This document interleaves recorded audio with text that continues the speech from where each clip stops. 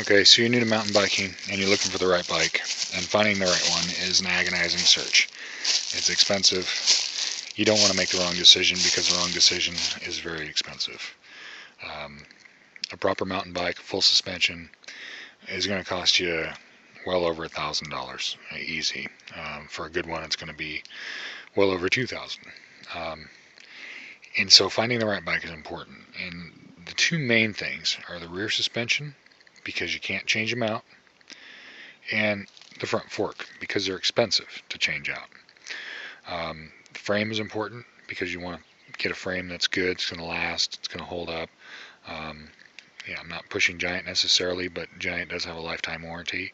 It's very effective. I actually had a frame replaced. It was replaced within 2 weeks. I think that's very worthwhile. Some people will have a crack in their frame and not be able to ride for several months. They were very responsive in getting it taken care of, which is nice. It's nice to see in a company. The rear suspension, something you want to look for is not having to switch this Pro Pedal switch. What Pro Pedal does, it's a Fox technology, and what it does is it firms up the shock so that when you're pedaling, you don't get bob. Okay, bob saps your energy and makes a climb unbearable, especially for a guy like me. I'm 260 pounds and I have fibromyalgia, so any advantage I can get is well appreciated.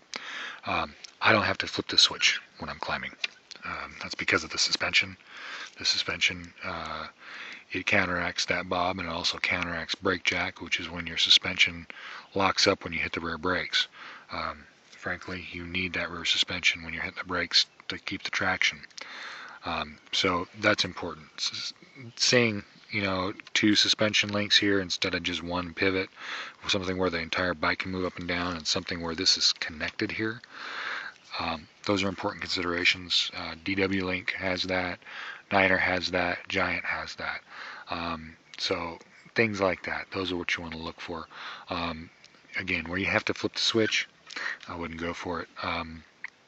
And there are some other technologies out there that automatically control that to where it's always firm, and there are good things and bad things about it.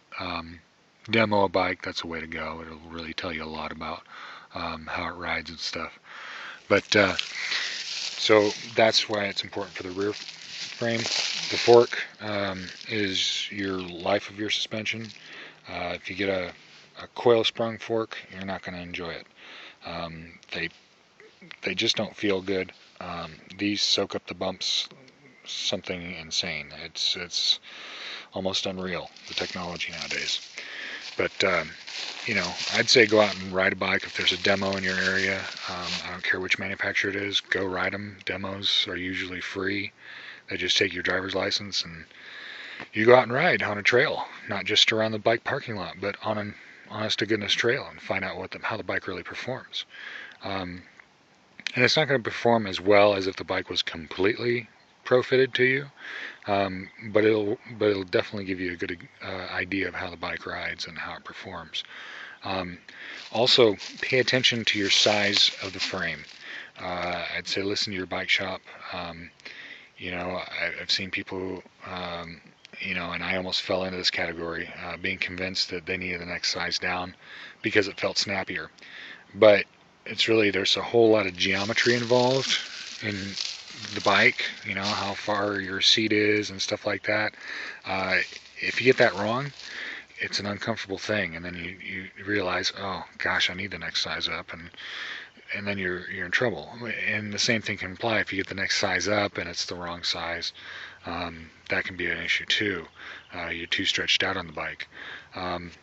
When you get a pro fit or a proper bike fit, you can kind of tell if the bike is right in that point as if you're within the frame rails on your seat adjustment. The seat moves forward and back.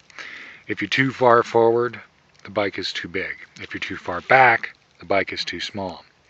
This bike, as you can see, it's pro fitted for me, and it's almost a little big for me, but it's definitely within the rails.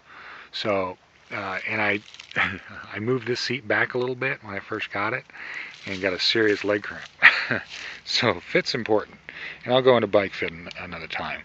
But Anyway, those are the things. Don't buy a bike because of the pedals. Don't buy a bike because of the tires. Don't buy a bike because of the grips or any of that, or the seat. That's all changeable. When I first got this bike, I thought this seat was going to kill me. I wouldn't change it. This seat allows me to slide forward on the bike when I'm doing a climb, and it's awesome. Padded bike shorts. The thicker, the better. Or the more dense, I should say.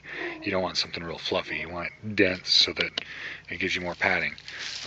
Some people just go to a completely plastic seat to save weight and all that stuff. And that's another consideration too when you're new into mountain biking. Weight's important. It is. But if you're a big guy like me, I'm a Clydesdale. I'm a 260. Clydesdale is anything over 200. You don't need to save weight, honestly. It's not going to do anything for you. You've got a lot more weight to lose on yourself than on your bike. But all the other parts, I've changed out the rotors, changed out the handlebars to better fit me, and have the seat. You want the seat kind of high. You don't want to be stretching to reach your pedals, but if you can touch the ground flat-footed, your seat is definitely way too low. You need to be up in the air. I know it seems counterintuitive for some people that are used to riding BMXs and stuff like that, but really, having your seat adjusted properly, it's going to make your ride, or it's going to make your legs cramp up if you got it wrong. So, anyway, good luck finding the right bike. I would say check into Giant. I've been real happy with it. I've had one bike where I've had friends who have been through several. Some of my friends have been through as many as 5 bikes, and these things aren't cheap. So, find the right one. I haven't felt the need to get a new bike. I'm really interested in the Trance 29er because I've ridden it and it's a fantastic bike, but it's not like this bike is, anything less. This is a fantastic bike. Will the Trance handle drop-offs a little better? Yeah, it's better in the air than this bike. But this bike excels on heading downhill. So, this is the bike that's won Downeyville, which is treacherous downhill. So, it's worth checking out. Anyway, thanks for watching, guys. Sorry to ramble on.